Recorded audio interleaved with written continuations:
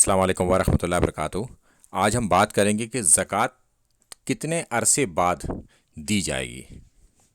वो वक्त कितना है कि अगर किसी के पास कुछ माल आ जाए तो उस पर ज़कात नहीं है जब तक उस माल को उसके पास 1 साल ना गुजर जाए, और वो साल भी होगा चांद के कैलेंडर के एतबार से।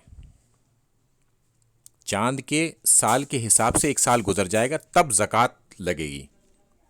और ज़कात में अलग अलग चीज़ों पर अलग अलग ज़कात है। तो सोने पर जो ज़कात है वो 2.5% है। माल यानी कि करेंसी पर भी 2.5% है और चांदी पर भी 2.5% है। अगर किसी के पास 7.5 तोले से ज़्यादा या 7.5 तोले सोना हो तो वो 2.5% ज़कात देगा। और इसी की मकदार माल पर और चांदी पर 52 तोले। और दीगर चीज़ों में अलग अलग है। ये 10 आइटम मैंने आइडेंटिफाई कर दिया है। उसका वीडियो लिंक इसके डिस्क्रिप्शन बॉक्स में लगा दूंगा उन 10 चीज़ों के लिए कि किस किस तरीके से किस किस पर ज़कात बनेगी। तो उससे आपको ये भी मालूम हो जाएगा कि ज़कात कितनी कितनी किस किस चीज़ पर बनती है, और वक्त के एतबार से 1 साल, चांद के एतबार से। अस्सलाम वालेकुम वरहमतुल्लाहि वबरकातुहू।